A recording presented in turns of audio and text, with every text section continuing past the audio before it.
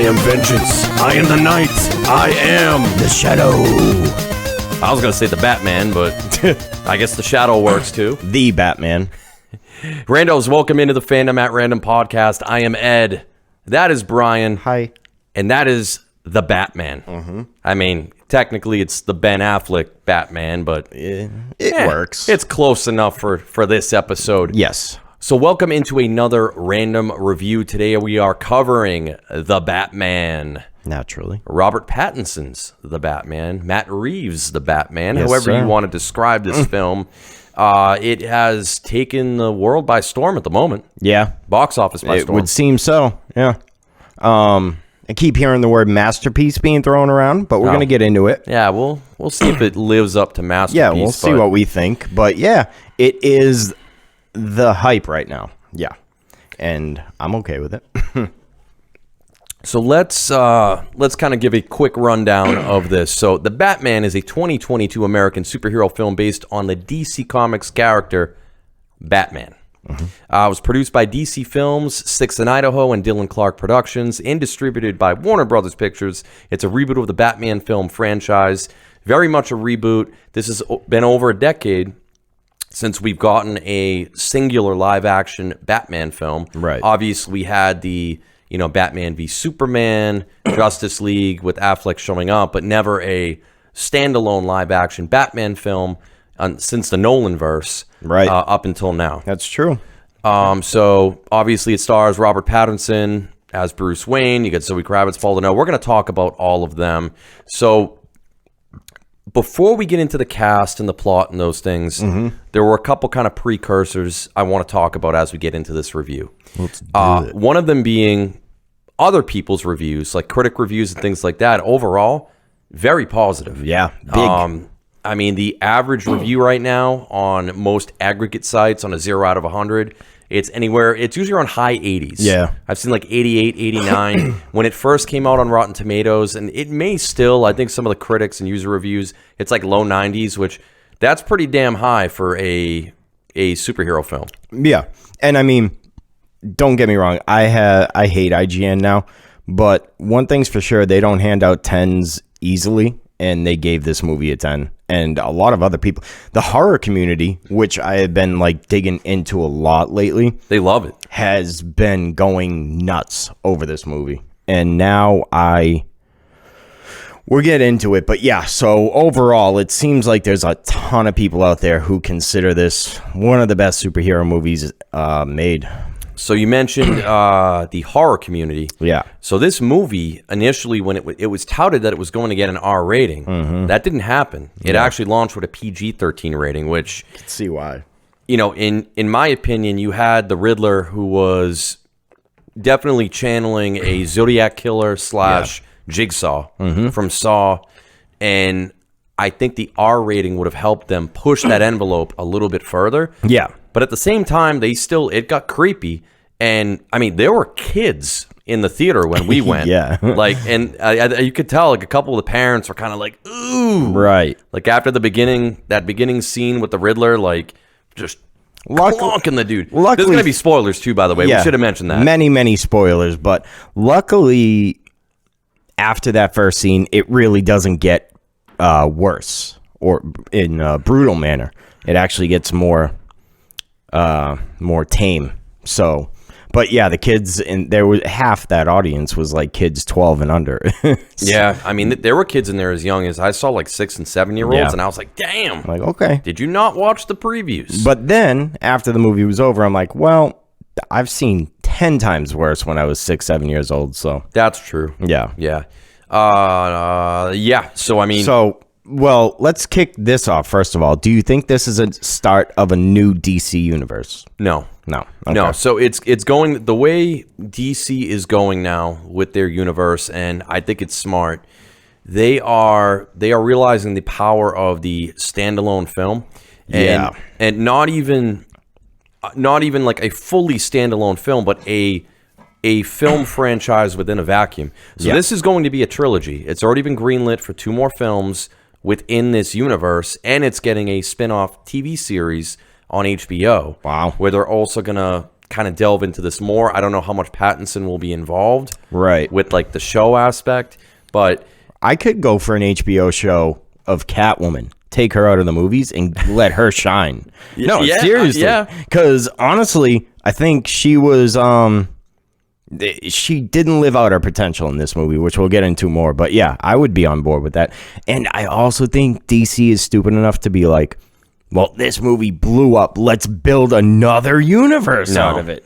they can't do that. That's the thing differentiating them from Marvel right now, is having the strong standalone, pretty much more a character study of a film. We saw that with Joker, where they really just delved into the character and got crazy.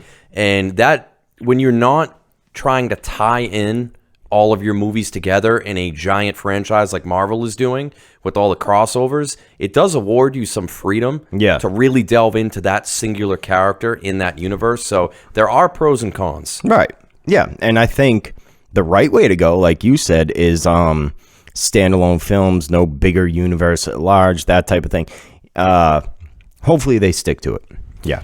But I mean, from a comic standpoint, this was definitely a mix of The Long Halloween, Batman Year One, and Hush. Right. I mean, I feel like they took aspects of those three graphic novels, kind of mixed them together and added some new flavor.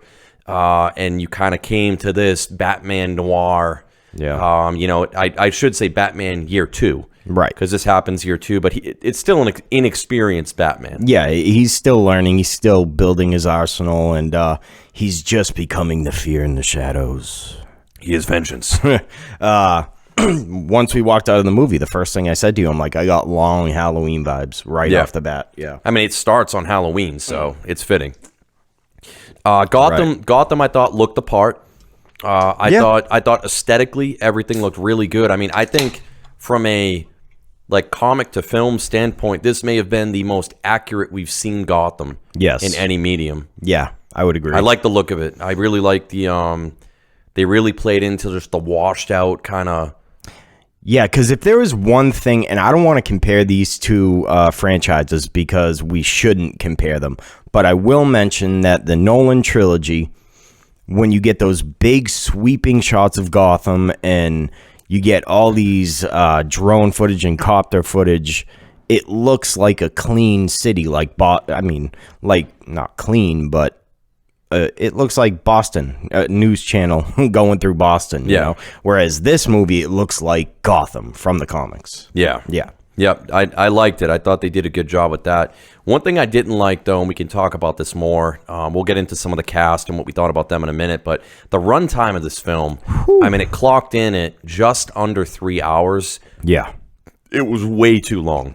I felt the movie could have ended 3 times. There were 3 moments where I'm like, it could end right here and I'd be fine. It could end right here and I'd be fine. And then by the real ending we got, I was like, let's just move on, dude. Yeah, and I think we'll talk about kind of some of the things they could have changed, I think, to kind of tighten it up a little bit in the editing room that they were kind of lacking on. But we'll get into that right now. Let's get into the actors here and the characters. So obviously Robert Pattinson as Batman, I thought he did a great job. I'd say one of the best Batmans I've seen, for sure. Bruce Wayne, negative. Honestly, I could completely watch a movie with him in nothing but the bat suit and not see him as Bruce Wayne and be fine with it. And I like it because in this film, he was not Bruce Wayne. No. You know, he is Batman. I mean, the Riddler even mentions that at the end. He's like, One thing I really liked, actually, there's a scene at the beginning, right after his first night out that we see. Excuse me. During the day, he's talking to Alfred. Just got back from his vigilanteism, and he's talking to Alfred, and he's like shielding his eyes from the sun, and he puts on sunglasses because he does nothing but spend all night, every night as Batman, and then probably just sleeps all day. Because at this point, he's not Bruce Wayne because he doesn't go to parties, he doesn't go to fundraisers, nothing. Just Batman. I mean, you even hear Alfred, I mean, the board of directors, I mean, he's pretty much saying, like, if you don't turn this around, right, everything your parents built up is going to be gone. Yeah. He's emo Bruce Wayne, and he's not leaving the house. But it makes sense with it being year 2 of Batman. It makes sense. So he's still in his obsessive phase, and getting it deep into the vigilante. But yeah, great job on him. Paul Dano as the Riddler, I thought was awesome. I'd say him and Pattinson are tied for breakout roles in this movie. Yeah, and I almost want to give it to Dano a little bit more. Maybe, yeah. Or is it Dano or Dano? Paul Dano, I think. Okay. Yeah. Don't you Dano? So Dano. You know, he did a great job just portraying a utterly just psychopathic serial killer, and especially like, you know, some of the shit with the mask on was like creepy, but I thought he was creepier like when he ditched the mask, and they were just like. It almost like if you go back and you look at and I know you've seen these too, but if you go and look at like classic like serial killer interrogations, he had a lot of like the facial twitches, the mannerisms, like he played that really well. There's one scene that really hit me, and that's when they slam him down. So jump into the end real quick, but when they slam him down on the interview table, the cops, and he's got his head to the side and he's looking at Batman, I think. Yeah. The smile and like his eyes, it creeped me the fuck out. I just instantly kind of went back like, holy shit. He was great with the mask, like you said, but when the mask came off, he played the role so well. Yeah, and the only other qualm I had, I mean, it was cool to get much more of a creepy serial killer type Riddler, but especially where he was getting involved with the own killings much more. Yeah. I mean, he almost came off more like Victor Zsasz to me. A little bit, yeah. Then he does like the classic Riddler that we're used to. Which even a little Hush, like it wasn't. I don't want to say it wasn't fully in line with the Riddler, but I mean it was a cool take on it. It was a twist on it, and truthfully, I have never been a fan of the Riddler in the comics. Jim Carrey. It doesn't matter. I never liked the character, and I did like him in this one, so I'm okay with the twist on that. Yeah. Oh man, I mean, and yeah, if we're gonna compare, I mean, you do have to mention Jim Carrey's Riddler, which was the ultimate just campiness. In Batman Forever. God, oh man, that hair and that suit, dude. Woo. The only time I've ever really liked it was in the video game Arkham City and Arkham Knight. Yeah. And that's because he played a more grounded version with a little bit of the campiness in it. But overall, I think this was a good decision to make on the Riddler. Which we're going to talk about a little bit about the Arkham games in a little bit too, and how they, I feel, related to this. But let's talk about Zoe Kravitz. You mentioned her portrayal as Selena Kyle, Catwoman, the anti-hero really in Batman's life. Right. And, you know, they definitely made her she became the love interest in this. Yeah. After they set them up kind of becoming like friends in arms. I just didn't, I thought she played the character pretty well. I just didn't think they gave her too much to go with. No, really, her whole character's storyline was, and everything revolved around her trying to avenge her dead friend. And was that her lover or her friend? Yeah, they never really make it clear as to whether they're, because she called her baby every time, and then the emotion behind the revenge is kind of speaks to lover. Yeah. But then she calls her friend a couple times too, and it just gets weird. I don't think they really wanted to clarify it. Which I guess is fine, but I mean, it's like that whole thing defined her character throughout the whole thing. Like, I wish there was more to her story. Right. Like even... because her whole character is based off her friend/baby, and then the only other layer she has to her is Batman and the love interest between them. So she's just a love interest. And being the daughter of Carmine Falcone. But I mean, they didn't... That was shoehorned in. It was very shoehorned in. That was completely... How do we because he's my dad. Yeah, like, what? And even Falcone didn't even know he was like, oh, shit, okay. Oh. I'm sure, I mean, being a mob boss, he's tapping everybody. But whatever. I mean, I think... I think she's great. The problem was you could have taken her out of this film almost completely, and it would not have affected the overall plot at all. And I hear people like saying, oh, well, she saved Batman from getting shot, and without her, Falcone wouldn't exist. Well, yeah, that's the point. We didn't need Falcone at all, as far as I'm concerned. You still could have had Falcone exist. I mean, you could, but honestly, the Riddler, the corruption in Gotham, there was enough storylines going on that, I don't know, I would have much rather them tighten it up and lose a couple storylines, and Falcone I could have felt like went, and I'd be okay with it. Well, let's jump a little bit to Falcone. So played by John Turturro, who's a great actor. I mean, he's been in a ton of great stuff. I thought he played Falcone really well. Yeah. That kind of quiet, just confident mob boss. Right. That kind of knows that, nobody can touch him. Yeah. And seeing him in Transformers, which was always my favorite role from him, going to this, I was like, yeah, okay, he did it. He was good. And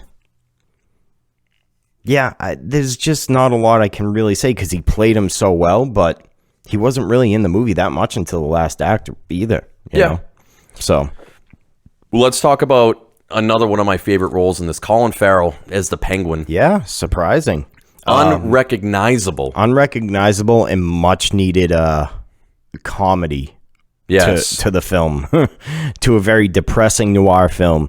The Penguin, as Colin Farrell as the Penguin, gave us those light moments, Yeah, and there were not many light moments throughout this film. It was consistently just like dark and whatever. I don't mind like dark, gritty anything. Dramas or superhero films, but I mean, at a 3-hour span, sitting down, like I'm pretty sure there were a couple people in the theater that fell asleep because out of pure depression. Yeah, like halfway through, I'm like, damn, I gotta pop like a Xanax or something. I have to assume that at least half, maybe a little less, of the people that go to see this movie expect a run-of-the-mill superhero movie. And anyone who is really paying attention knows that is not what this is. Based on people bringing children to the film, that's the case. It's like, oh, it's a Batman movie. It must be fun superhero generalness, and nope, not at all.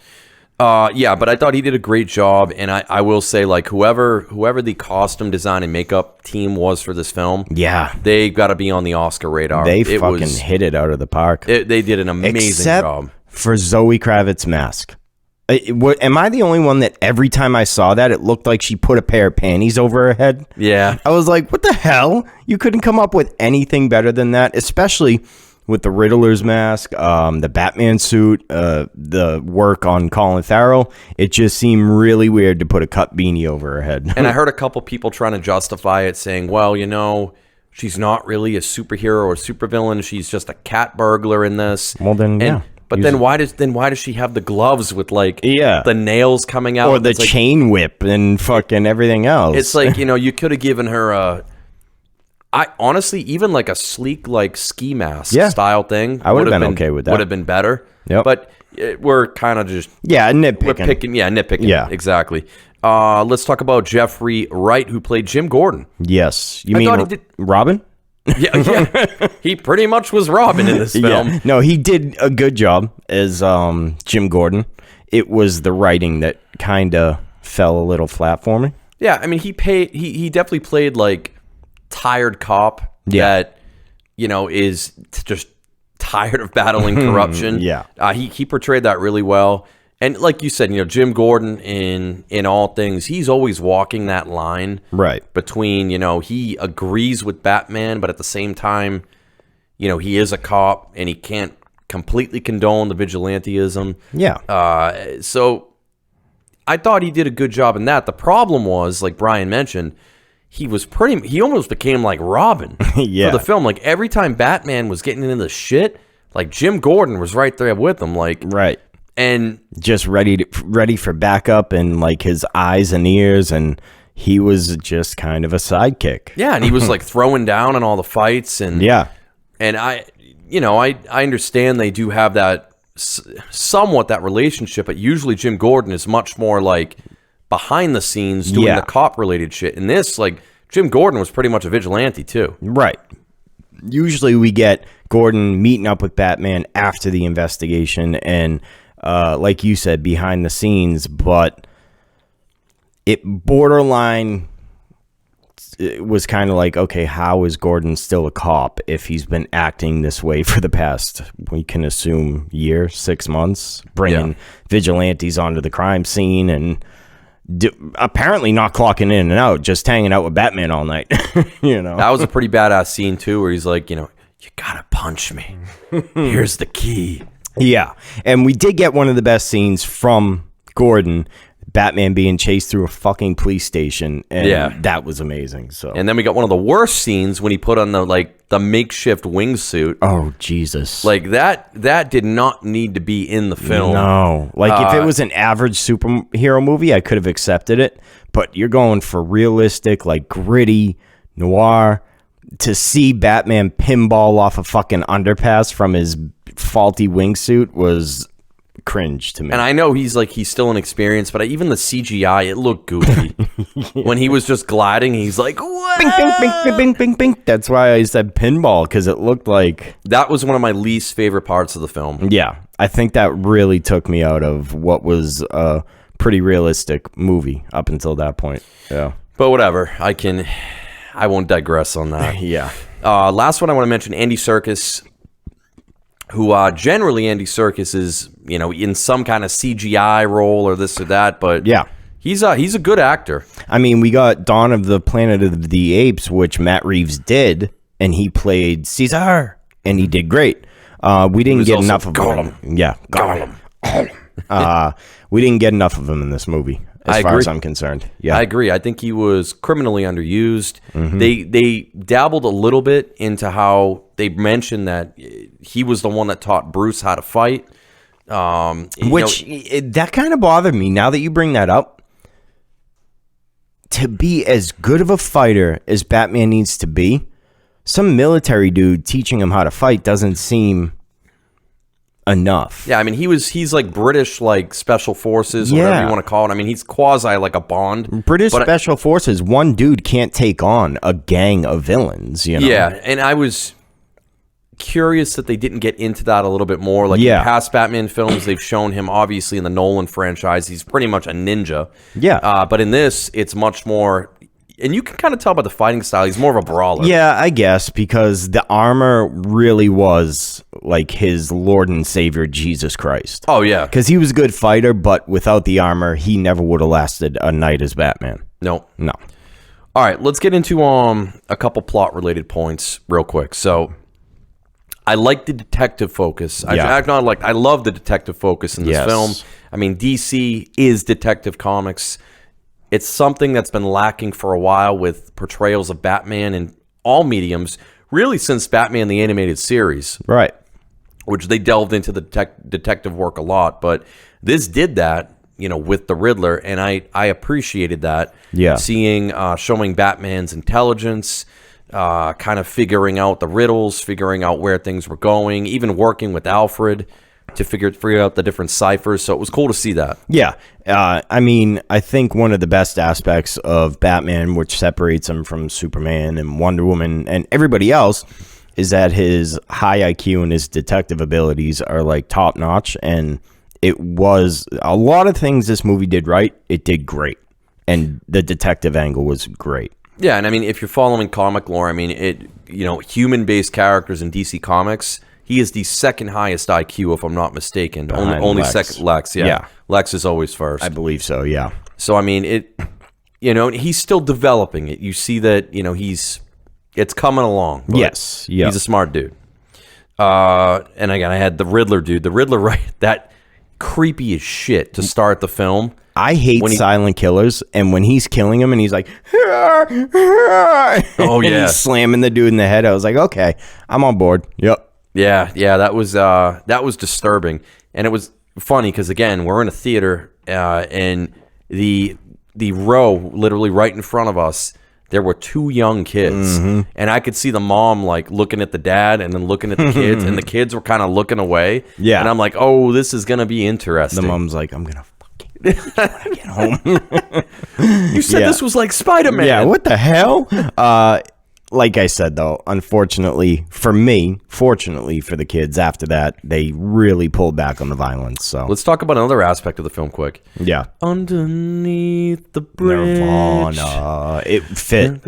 I mean, dude, one word that can be used for this movie heavily is grungy. Oh, yeah. So what better way to compliment that than the best grunge band, arguably, in the history, Nirvana. I will say that scene was badass. Like Yeah. the first, when Pattinson walks out at the subway, Yeah. you know, you got Nirvana going, you just hear the boots, and then he just shows up and he kicks the shit out of those gang members.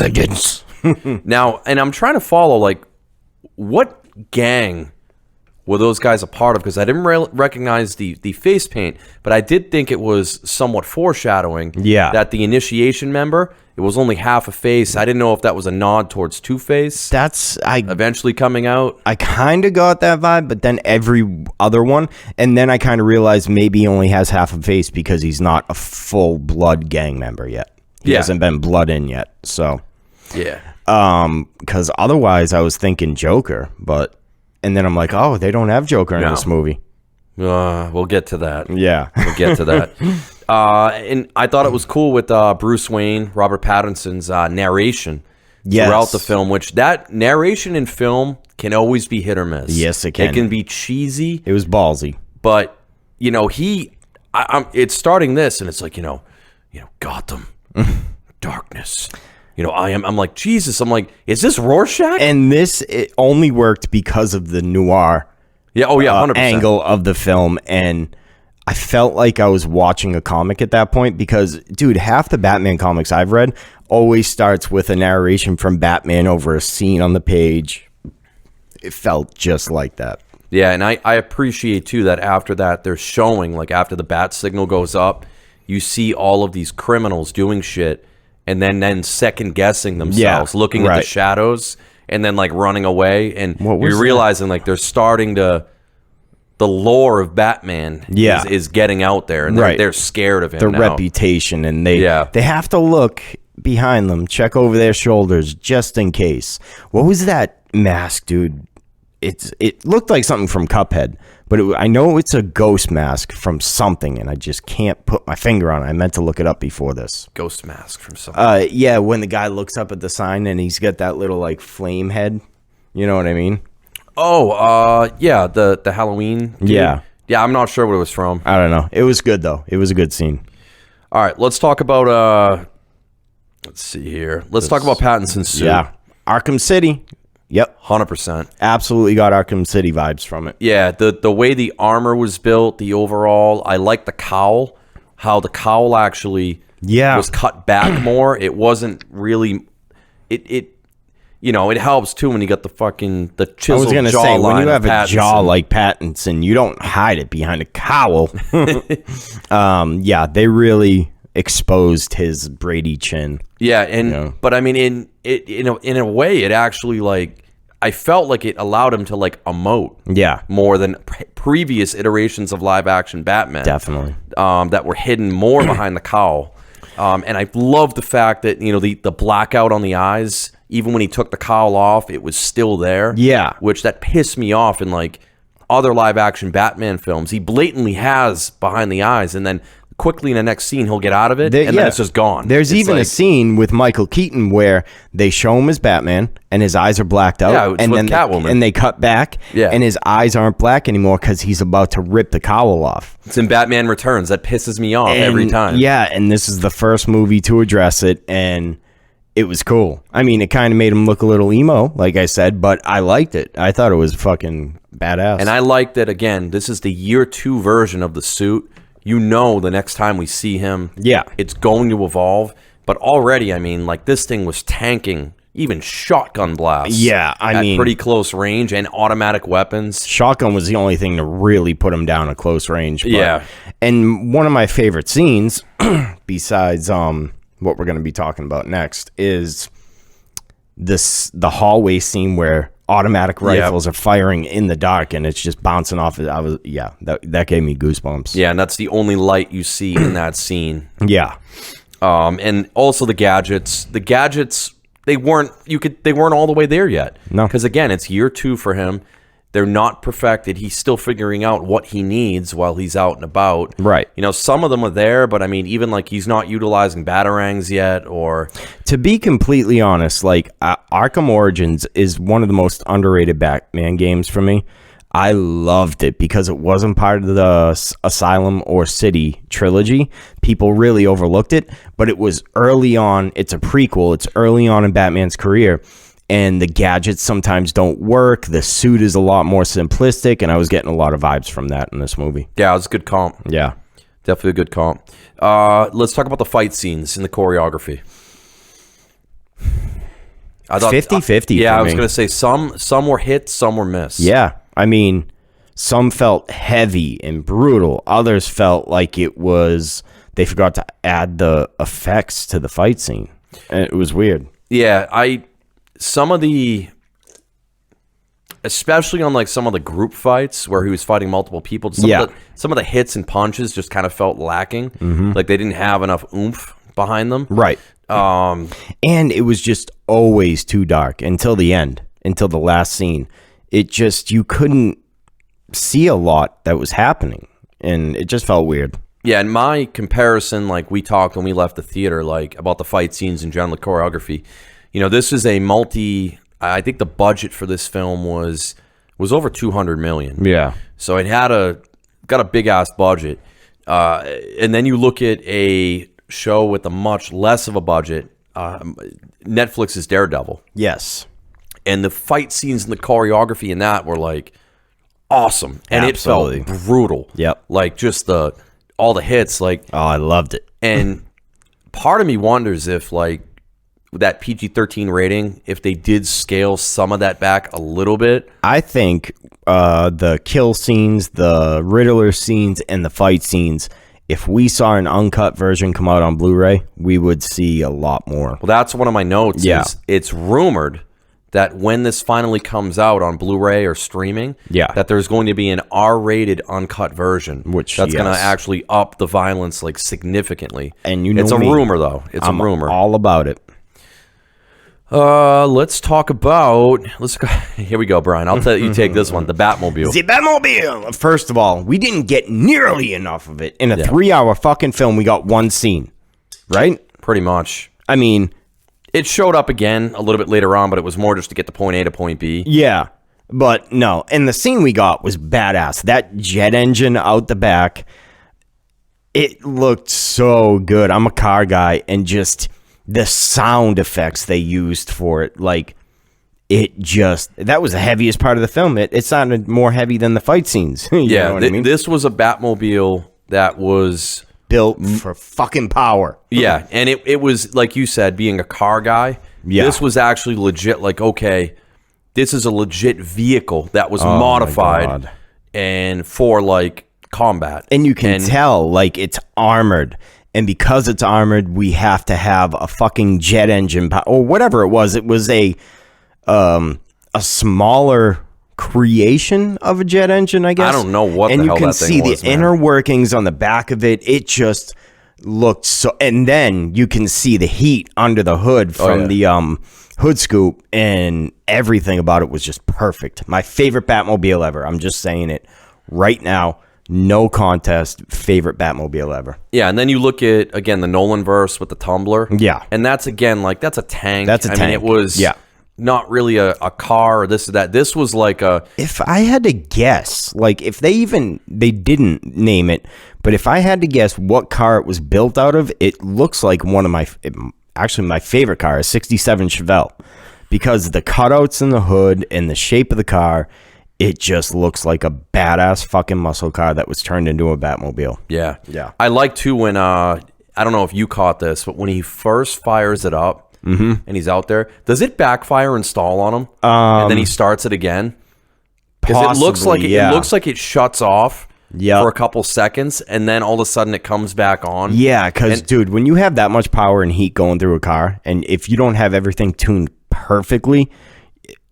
starting the car up is always one of the hardest parts. So that would make sense. This is only year 2 of Batman, and when we've seen him previously, he was always on the motorcycle. Yeah. So it made me wonder if like this has been a work in progress, because when they show the Batmobile earlier in there, you only see it covered. Right. It's got a tarp over it, and there's a bunch of toolboxes and sets around it. Yeah. So it makes me think like he's been working on this for a while, and that's cool. Yeah, it is. It is really cool. And like I said, and just like with the Batman scenes, it's a dark alley. Penguin's about to pull out. You see the hood scoop glow red. And then the growl. And then the... Oh, yeah. And then it turns and cuts to the back of the car. You see the blue jet engine and fucking, you know it's on. And that was actually one of my top 3 scenes in the movie was the bat chase. Yeah, you get a fun car chase. Yeah. And that again, that's one of the parts of the movie that was just fun. Right. The movie needed that because it's just the rest is so goddamn dark. Don't get me wrong. I'm not like a Michael Bay. I need action every fucking minute of every movie to be satisfied. But on a 3-hour runtime, the balance between detective work, fight scenes, and like big action scenes just felt a little off to me. We could have used maybe one more good epic scene. Yeah, I mean, the ending tried to do that, and I think missed, and we'll talk about that in a bit. They waited till the last like 20 minutes to do it, but yeah. Let's talk about the Waynes real quick. So Bruce Wayne's parents, Thomas and Martha. Very cool. Like, this is the first time, at least in my experience, that I can remember, whether it's, animated live action comics, the Waynes are always like pillars of like the society, squeaky clean. In this, they're not. They're actually a little corrupt. Didn't Joker with Joaquin Phoenix kind of make the Waynes into a not so clean? No, they tried to make it out that Thomas Wayne actually slept with his mother. Oh, and then it turns out it was all delusion because his mother was insane as well. But then they kind of treated him like an asshole anyway. But yeah, okay. So I guess technically this is the first time we don't get a squeaky clean Wayne parents. Yeah, and it wasn't as brutal because Alfred kind of said it was never intended. He never thought that he was going to kill that guy. Right. But then even looking at Martha Wayne, who was apparently treated for psychosis at Arkham. Right.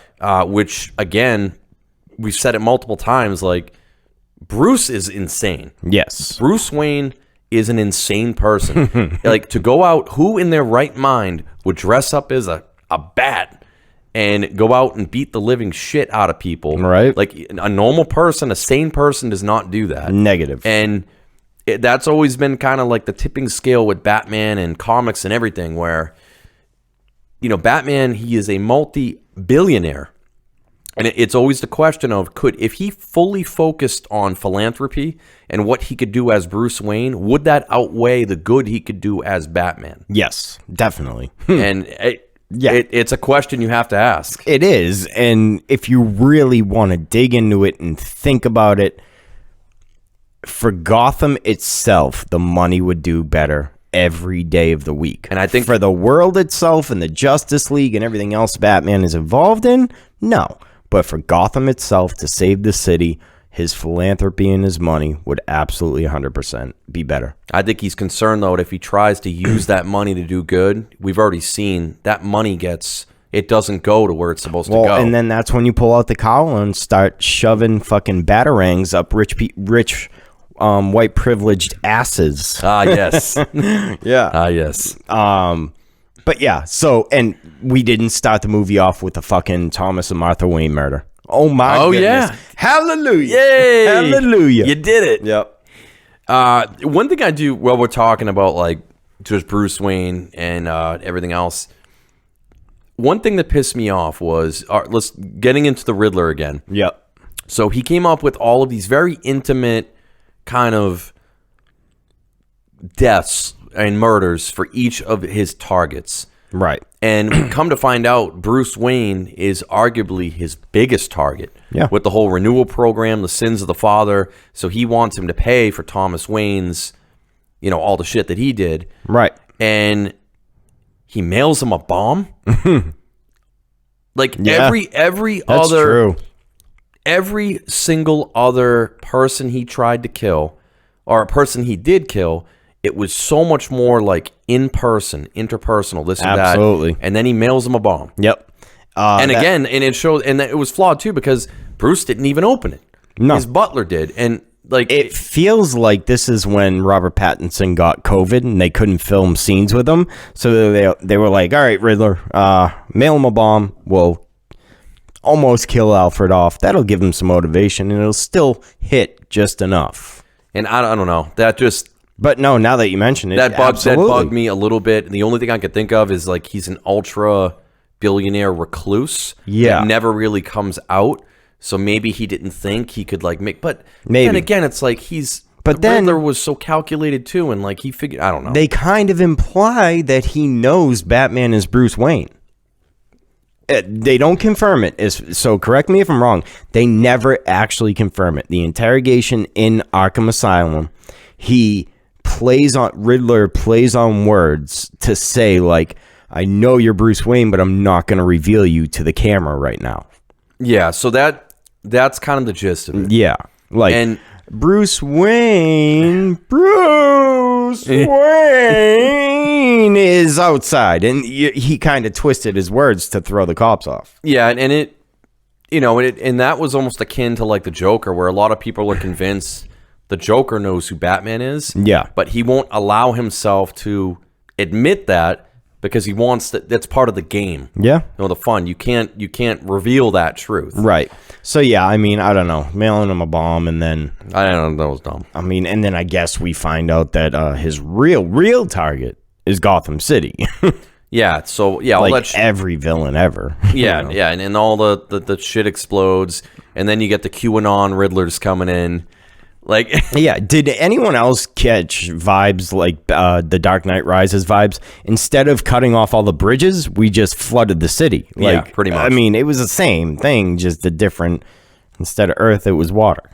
And I was hoping they with this film, they didn't have to go like that big on the scale. No, that's the thing. I was happier with the the targeting of individual like the murders or this or that, and now you have to go into like.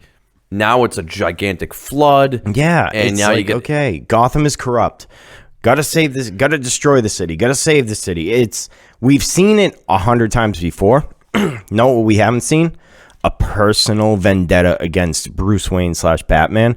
I would have liked it to end with like Bruce Wayne being caught by the Riddler, not knowing he's Batman, and then shit blowing up from there. That would have been cool. Like him escaping with his, I don't know. Magic garter belt hidden under his suit or something. Yeah. But it just, if they kept it personal instead of like, oh, Gotham needs to die, it would have been better for me. Yeah. So I pretty much was not a giant fan of just the entire last leg of the movie. Yeah. Where they went with it. No.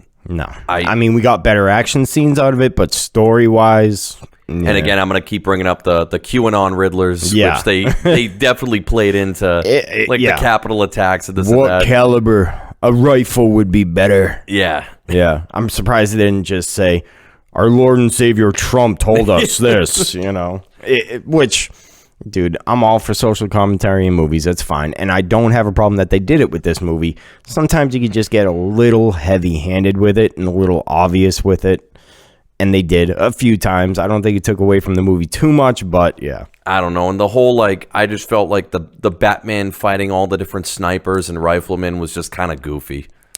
It was. It took a realistic movie into, average superhero territory. Yeah. It felt, and they were all wearing the Riddler mask, which kind of took away from the impact of the Riddler and... Yeah, like you said, the last leg of the film just, I don't think, needed to happen. Yeah, it just went from, like you said, more grounded, more realistic, more believable into this is a classic, just now superhero moment. Yeah. And it wasn't the right time or the right kind of film for that to happen, in my opinion. No.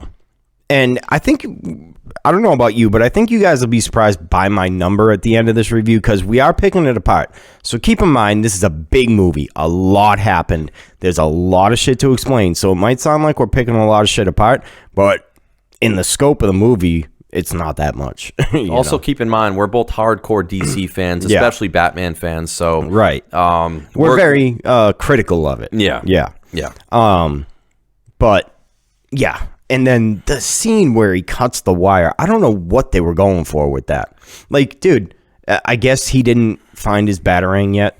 He didn't learn how to fly yet. Yeah, so he's got didn't find his wings, the maybe. chest batarang. Yeah. So he jumps on this live wire above the water, and they play it off like a death scene, and he cuts it, and he's like, no.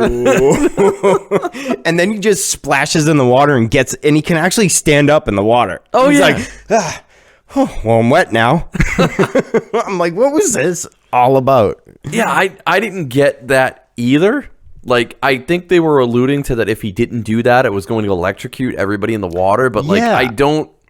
I mean, he had a gadget to run down a fucking 13-story building. You're trying to tell me you didn't have something you could just reach out and catch that wire with and cut it? Like, Yeah, it was a little weird. It just felt very strange in the moment. And so literally like a minute or two before that moment, Yeah. he got knocked on his ass Right, from by the the shotgun blast. the shotgun. Like, and he was like all effed up, and it looked like he was dying.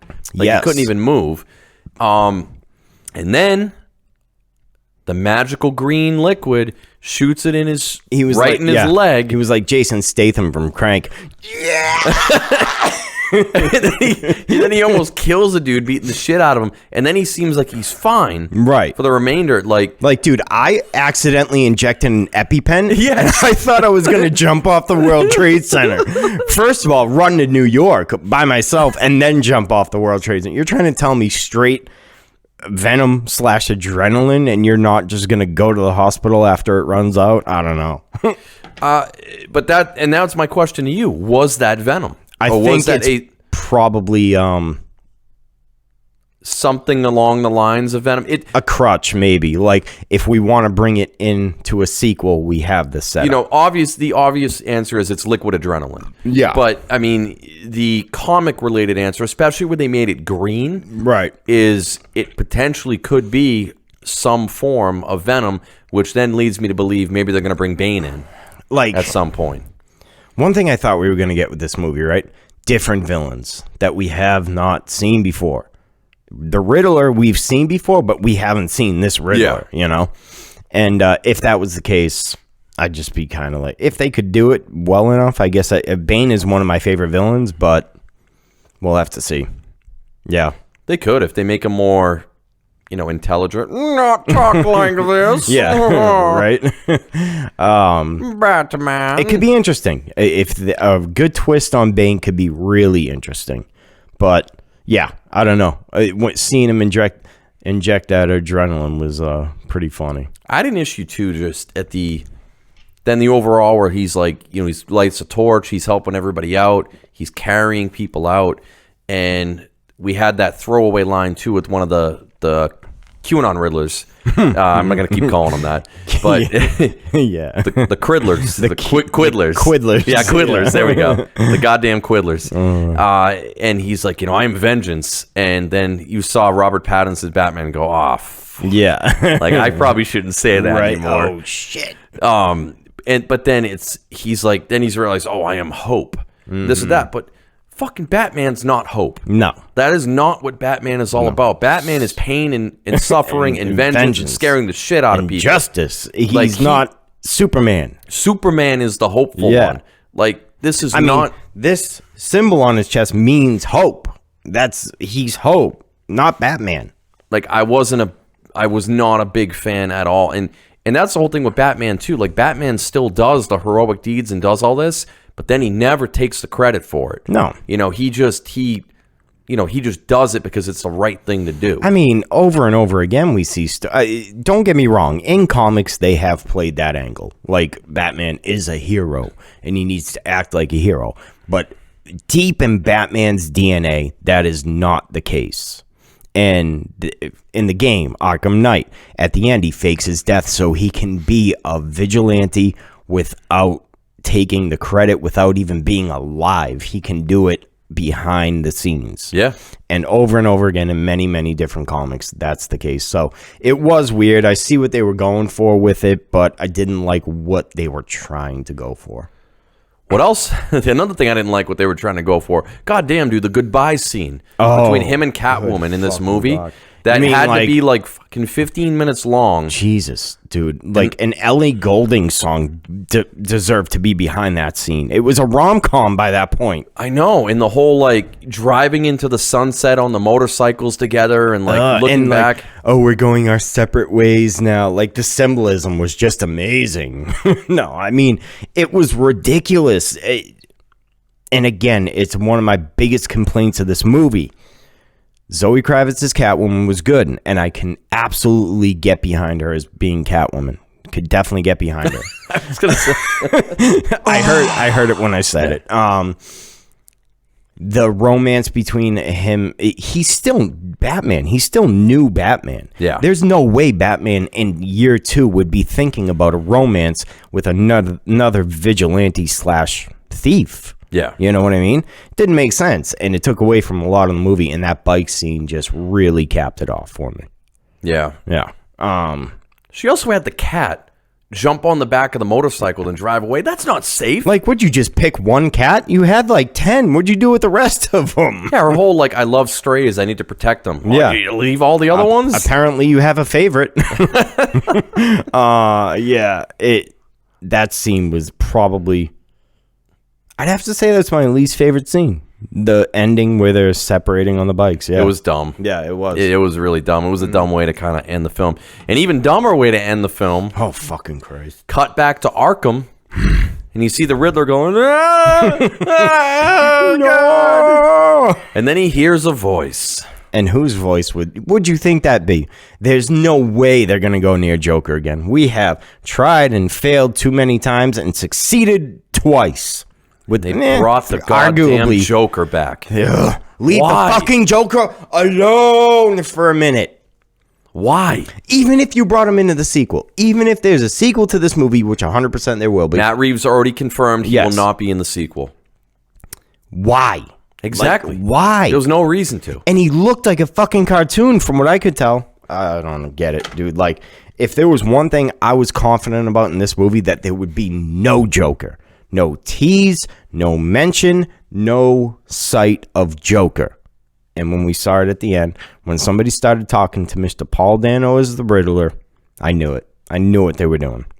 What would have been 100 times better is if he was sitting there freaking out, and then you had a guard come in and say, hey, whatever, shut up, whatever. His name wasn't even Edward Nigma in this, was it? I meant to mention that earlier. Yeah, I don't think it was. He had a bunch of aliases, but I mean, I guess Nigma could have been one of them. But maybe. In any case, we'll just call him Riddler.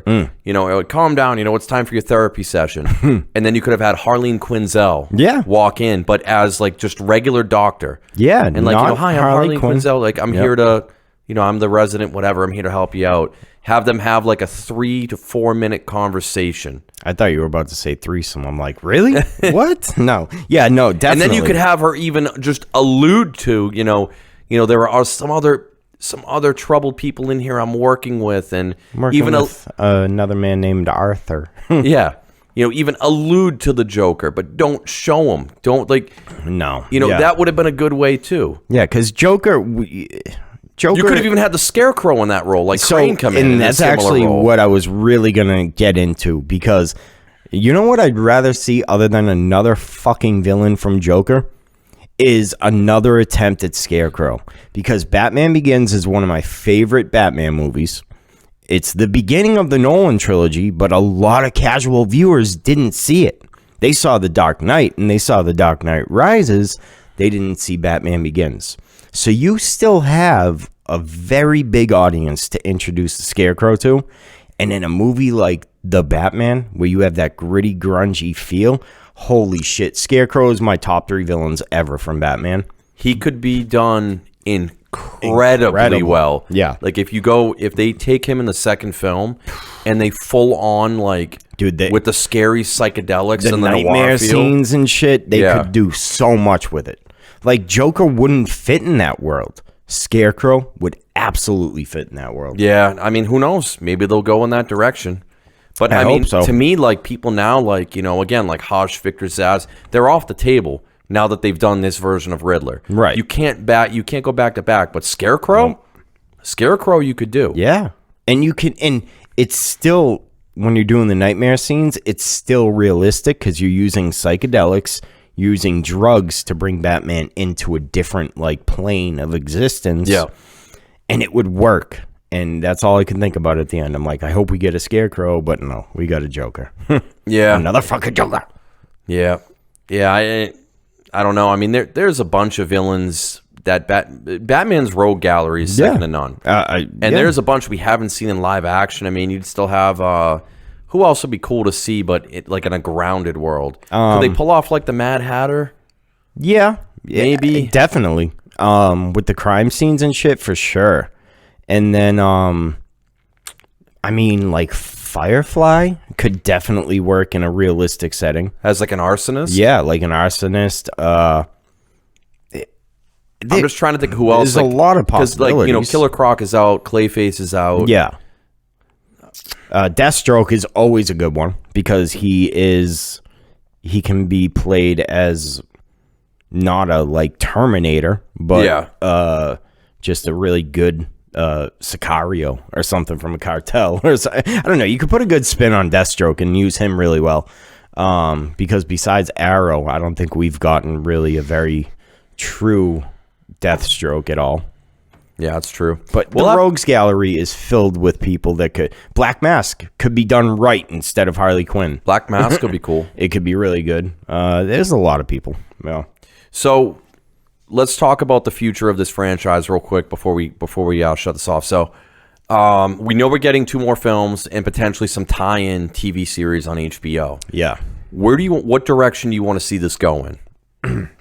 Because I know where I want it to go.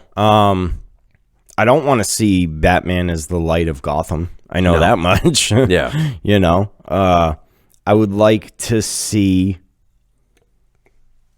Bruce.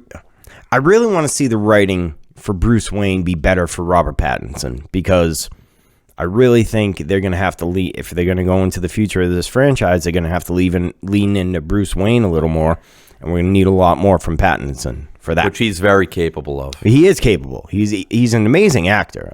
Everyone likes to call back on Twilight, but he's done shit like The Lighthouse, Remember Me, The Lost City of Z. He's done a ton of shit that he was amazing in. So I've been in support of Pattinson from the get.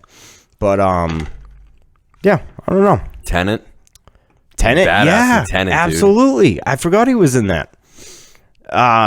I would like to see, like, if they're going for a TV series, like a villain of the week type thing, maybe.